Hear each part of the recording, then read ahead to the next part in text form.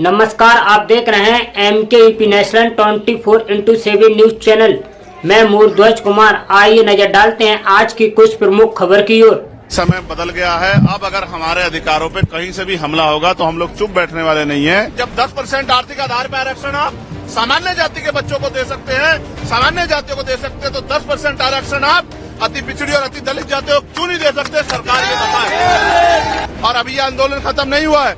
आज तो संपूर्ण भारत में भारत बंद जारी है, लेकिन 11 सितंबर को जो हमने दूसरा चरण इसका बुलाया दिल्ली में, उस दिन हम सरकार को घुटने टिकवा देंगे। चैलेंज करके कहता हूं, आज इस आंदोलन में जिस सरकार के नेतृत्व में हमारे लोगों की पीठ पर लाठियां पड़ेगी, उस सरकार की कुर्सी को पलटने का काम, तख्ता पलट करने का काम भी हम आने वाले कल में करेंगे। इस बात का भी मैं सरकार को चैलेंज देता हूं, मेरी बात को याद रखना। मैं सरकार का विरोधी तो हूं। जब तक सरकार जिम्मेदारी से कोई काम नहीं करेगी, हम सरकार की नीयत पे शक करते हैं, हम सरकार का भरोसा नहीं करेंगे। चंद्रशेखर, आप यहाँ क्यों आए? मैं यहाँ जिस समाज ने सड़कों पे उतर के इस केंद्र की सरकार को और सुप्रीम कोर्ट में बैठे जजों को ये बताने का काम किया है कि समय बदल गया है। अब अगर हमारे अधिकारों पे कहीं से भी हमला होगा तो हम लोग चुप बैठने वाले नहीं हैं। उसी सरकार को ये बताने कि जब समाज सड़कों पे रहेगा तो उनके नेता भी बंगलों में, महलों में नहीं बैठेंगे, वो भी सड़कों पर रहकर समाज का संरक्षण करेंगे। जिस तरह से पूरे देश में भीम आर्मी आजाद समाज पार्टी के लोग जिला मुख्यालयों पे सड़कों पे उतर के संवैधानिक तरीके से अपना ज्ञापन दे रहे हैं, अपनी बात रख रहे हैं, बंद को सफल बना रहे हैं, ऐसे ही कार्यकर्ता के तौर पे हम दिल्ली में अपनी ड्यूटी को अदा कर रहे हैं। हम दिल्ली के जंतर मंतर पे पिछले कई घंटों से अपने आंदोलन को मजबूत कर रहे हैं और ये संदेश दे रहे हैं, सारी चीजों पर नजर भी रख रहे हैं कि हम इस आंदोलन से पीछे हटने वाले अब नहीं।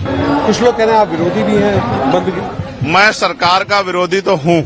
मैं आपको बताना चाहता हूं कि सबसे पहले पार्लियामेंट में मैंने इसका ललकार कर विरोध किया और सरकार को चैलेंज किया कि सरकार अब आंखें खोल ले। अब वो दिन नहीं रहे 2 अप्रैल 2018 दोहराने का मौका न दे।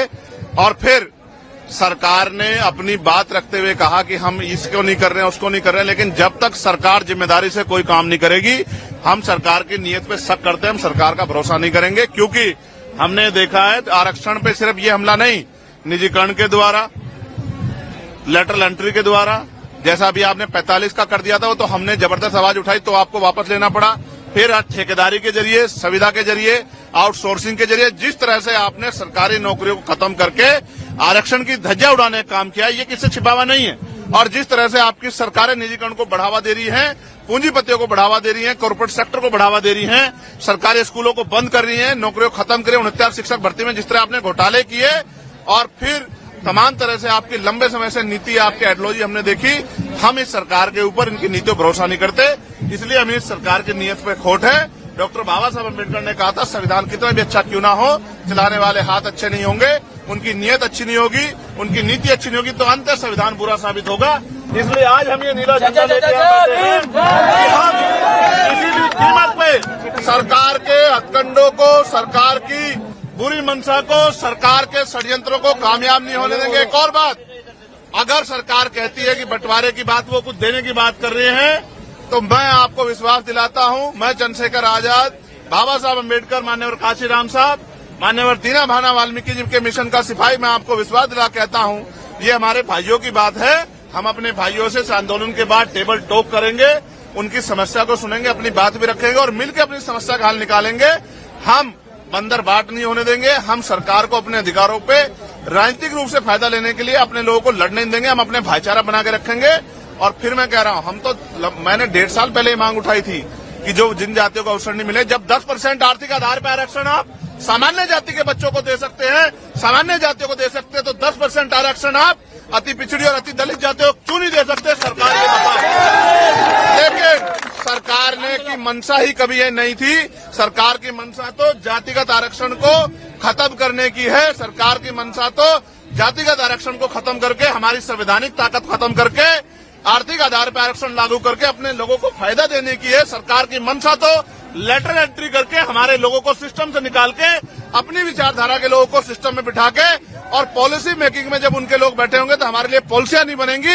इसलिए हमें सरकार की नीयत पे खोट है। हम अपने भाइयों के साथ खड़े हैं। अगर हमारे भाइयों को हिस्सा देने की बात आएगी तो हम अपना हिस्सा भी उनको दे देंगे, लेकिन सरकार की नीयत के खोट को और सरकार की प्रणालियों को हम लोग लागू नहीं होने देंगे।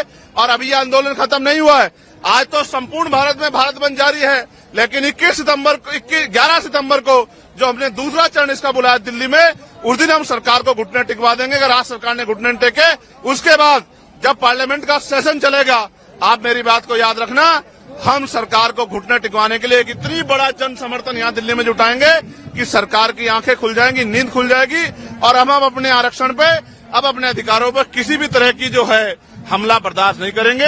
अपनी भाईचारे को बना के रखेंगे, अपनी एकता को बना के रखेंगे और दुश्मन की चालों को भी कामयाब नहीं होने देंगे। मैंने सरकारों को ये भी कहा है, जिस तरह लाठियां बिहार में हमारे लोगों पे मार रहे हो, हमारे लोगों को पीटने के चक्कर में एसडीएम को ही पुलिस ने पीट दिया।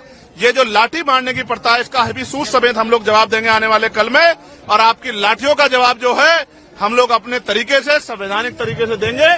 और मैं चैलेंज करके कहता हूं, आज इस आंदोलन में जिस सरकार के नेतृत्व में हमारे लोगों की पीठ पर लाठियां पड़ेगी, उस सरकार की कुर्सी को पलटने का काम, तख्ता पलट करने का काम भी हम आने वाले कल में करेंगे। इस बात का भी मैं सरकारों को चैलेंज देता हूं, मेरी बात को याद रखना। चंद्रशेखर जी, जो 2000 इलेक्शन में अभी पार्लियामेंट के जो इलेक्शन हुआ है, उसमें जो लोग संविधान की कॉपी लेकर घूम रहे थे और आरक्षण और संविधान को बोले थे कि आरक्षण खत्म कर दिया जाएगा, और आज वो कहाँ दिखाई दे रहा है? देखिए, मैं आज अपने समाज के संरक्षण के लिए, समाज के आवाज को मजबूत करने के लिए सड़क पर उतरा हूं। आज मैं किसी को कुछ नहीं कहना चाहता। हमारे समाज की आंखें वो सबको देख रहा है, कौन क्या कर रहा है। समाज की आंखें नहीं, ऐसा नहीं समाज की आंखें नहीं है, समाज देख रहा है। और अब समाज आने वाले कल में जो फैसले लेगा, उनसे सभी दलों को एहसास होगा कि किस तरह से चुप्पी रखी जाती है और किस तरह से बंद मुंह करके सरकार को समर्थन दिया जाता है। यूट्यूब पर लाइव खबरें देखने के लिए MKUP national 24x7 news channel को सब्सक्राइब करें और ज्यादा से ज्यादा शेयर करें। फिर मिलते हैं ऐसी अन्य बड़ी खबरों के साथ। देखते रहिए MKUP national 24x7 news channel.